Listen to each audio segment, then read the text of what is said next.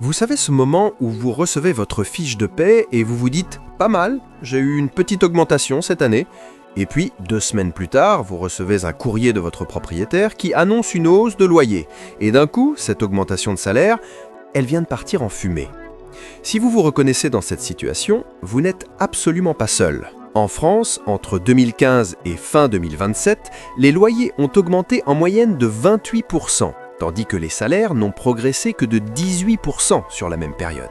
Mais ce qui est encore plus troublant, c'est que dans les grandes villes comme Paris, Lyon ou Bordeaux, cette différence est encore plus marquée. Les loyers ont explosé de 42% alors que les salaires locaux n'ont grimpé que de 15%.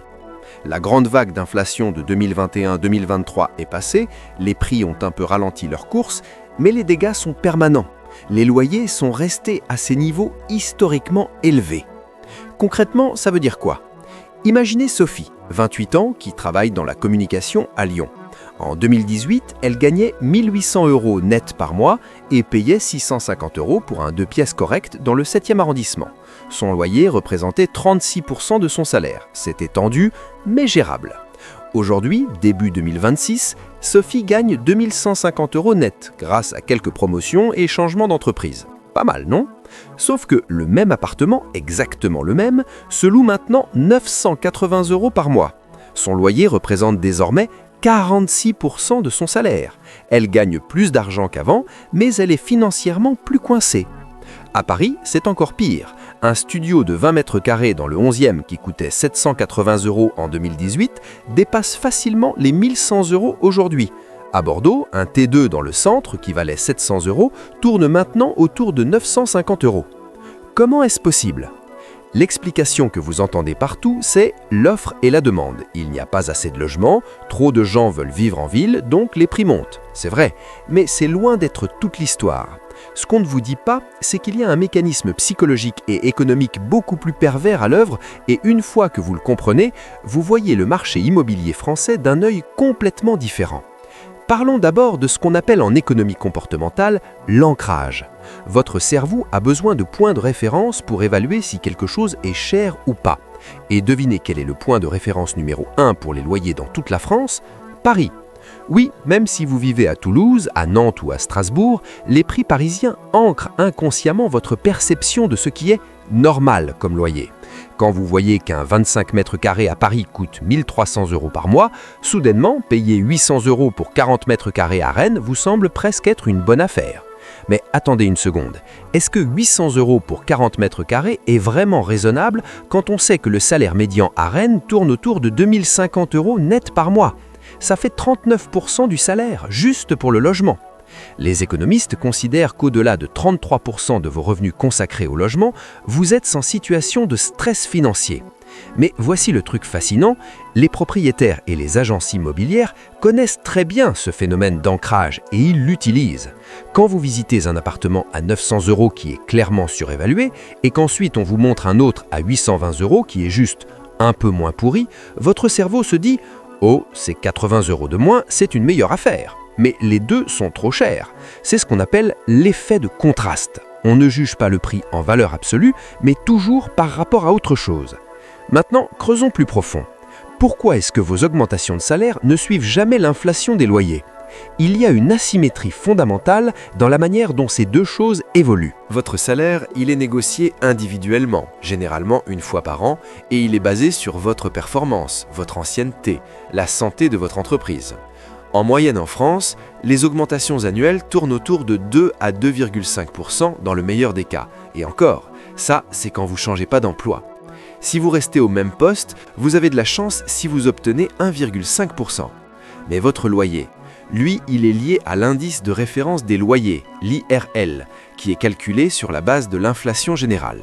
Et entre 2021 et 2023, avec la crise énergétique et l'inflation post-Covid, l'IRL a bondi jusqu'à 3,5%, puis 6% certaines années. Votre salaire, lui, a peut-être augmenté de 2%. Aujourd'hui, en 2026, l'inflation a ralenti, l'IRL augmente moins vite, mais le mal est fait. Les loyers sont restés à ces niveaux historiquement élevés. Vous voyez le problème? Chaque année, vous avez perdu du pouvoir d'achat. Et même si l'inflation ralentit maintenant, vous ne récupérerez jamais ce terrain perdu. Mais il y a un autre facteur dont personne ne parle vraiment, la financiarisation du logement et le piège du crédit cher. De plus en plus, les appartements en France ne sont plus achetés par des gens qui veulent y habiter, mais par des investisseurs, des fonds immobiliers, des sociétés, même des algorithmes qui achètent des biens pour les louer. Pour ces investisseurs, un appartement n'est pas un lieu de vie, c'est un actif financier qui doit générer du rendement. Et voici ce qui a tout changé. Avant 2022, les taux d'emprunt étaient autour de 1%. Aujourd'hui, début 2026, ils tournent autour de 3,5 à 4%. Ça veut dire que quand un investisseur achète un appartement à crédit maintenant, ses mensualités sont beaucoup plus élevées qu'avant. Pour maintenir sa rentabilité, il n'a pas le choix, il doit augmenter le loyer. Prenons un exemple concret avec des vrais chiffres actualisés. En 2018, un 2 pièces de 45 mètres carrés dans le centre de Bordeaux se vendait environ 90 000 €. Un propriétaire qui le louait 700 € par mois avec un crédit à 1,2% faisait un rendement net de 3,8%, très correct. Avance rapide début 2026. Ce même appartement vaut maintenant 295 000 €. Si le nouveau propriétaire emprunte à 3,8% et veut maintenir un rendement similaire après avoir payé ses intérêts plus élevés, il doit le louer 1 120 € par mois. Vous voyez le problème ?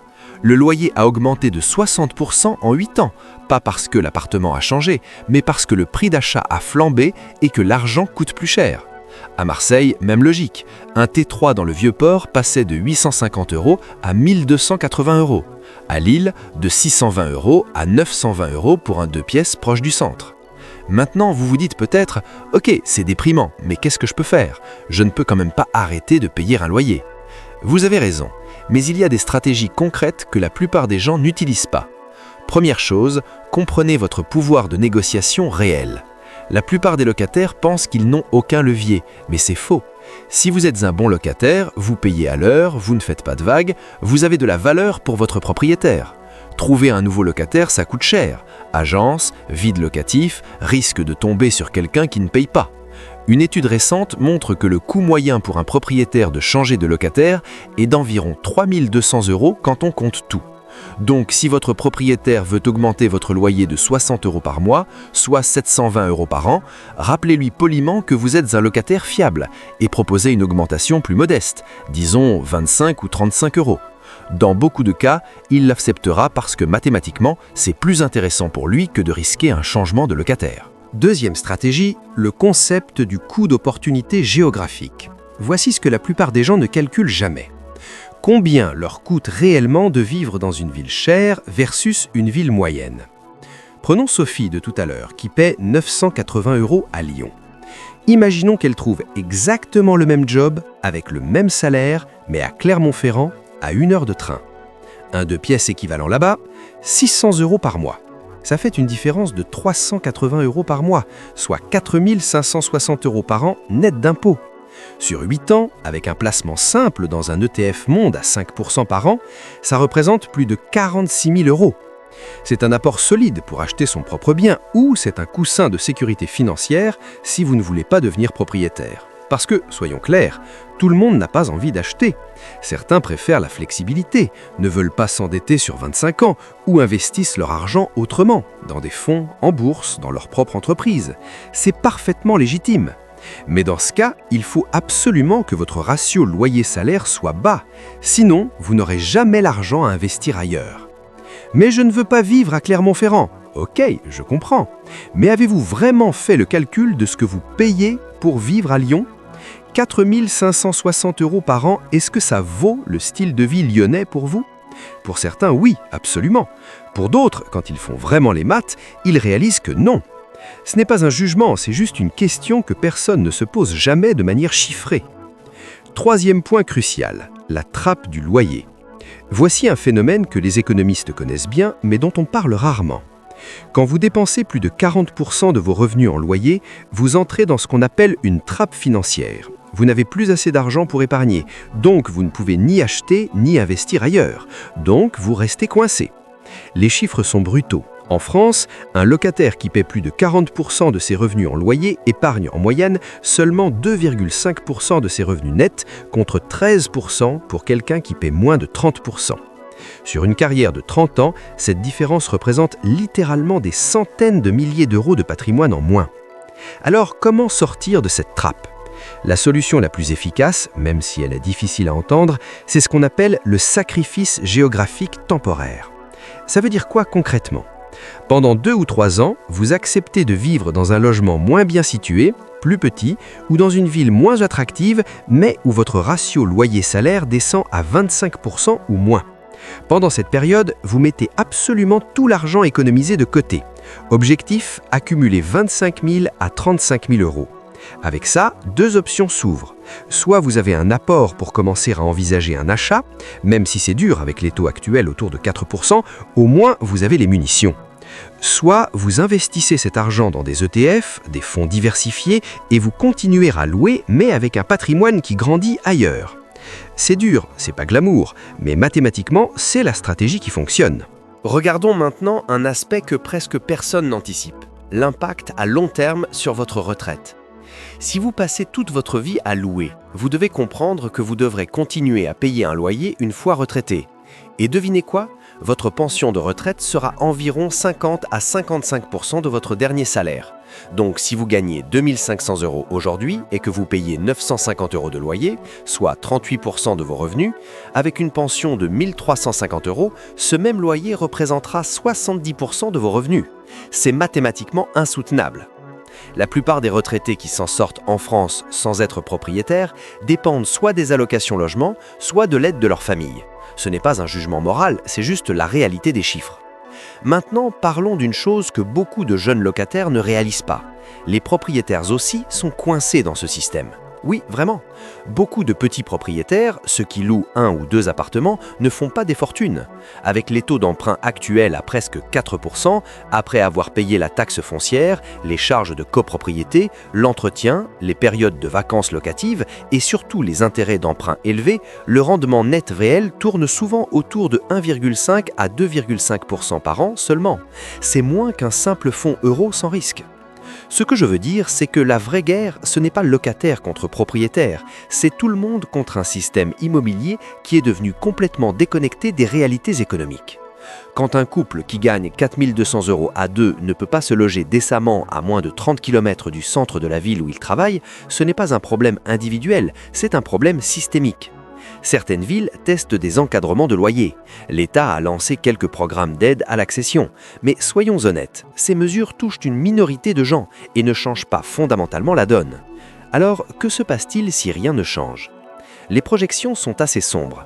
L'INSEE estime que d'ici 2030, dans les grandes métropoles françaises, le taux d'effort médian pour le logement, c'est-à-dire la part du revenu consacré au loyer, pourrait atteindre 44% pour les moins de 35 ans. Ça veut dire qu'un jeune actif sur 2 sera en situation de stress financier permanent juste à cause de son loyer. Les conséquences sont déjà visibles. Retard dans la mise en couple, dans l'achat d'une voiture, dans le fait d'avoir des enfants, dans l'épargne retraite. Tout est décalé, tout est retardé, parce qu'une part toujours plus grande des revenus part dans le logement. Mais voici la question que je veux que vous vous posiez vraiment, sincèrement. Est-ce que vous acceptez passivement cette situation ou est-ce que vous allez prendre des décisions actives pour en sortir ? Parce que le système ne va pas changer de lui-même. Les propriétaires n'ont aucune incitation à baisser les loyers. L'État construit trop peu de logements pour faire vraiment la différence. Les taux d'intérêt restent élevés, ce qui rend l'achat difficile et pousse les investisseurs à demander des loyers encore plus élevés. Si vous attendez que les conditions soient parfaites pour agir, vous attendrez toute votre vie. Voici ce que je vous propose. Dans les 48 heures, faites 3 choses concrètes. 1. Calculez exactement quel pourcentage de votre salaire net part dans le loyer. Si c'est au-dessus de 33%, vous êtes en zone de danger et vous devez avoir un plan pour le réduire. 2. Regardez combien vous pourriez économiser en déménageant dans un quartier moins cher ou une ville voisine et faites le calcul sur 3 ans. Multipliez l'économie mensuelle par 36 mois et demandez-vous est-ce que cette somme justifierait un changement de vie temporaire. 3. Décidez de votre stratégie patrimoniale. Soit vous visez l'accession à la propriété et vous calculez de combien d'apports vous avez besoin, regardez les simulateurs en ligne avec les taux actuels autour de 4%, soit vous décidez de rester locataire mais d'investir ailleurs. Et dans ce cas, ouvrez un PEA ou un compte titre et commencez à verser au moins 100 euros par mois dans un ETF monde diversifié. Mais choisissez, ne restez pas dans le flou. La vérité dure, c'est que tant que vous jouez au jeu de quelqu'un d'autre, en l'occurrence de votre propriétaire, sans stratégie alternative, vous perdez. Vous ne gagnez qu'en vous changez de jeu. Et changer de jeu, ça veut dire soit devenir propriétaire quand c'est possible, soit réduire tellement votre taux d'effort locatif que vous pouvez construire un patrimoine financier solide ailleurs. Il n'y a pas de troisième option qui mène à la sécurité financière à long terme. Le marché du logement en France est cassé, oui, mais vous n'êtes pas obligé de vous casser avec lui.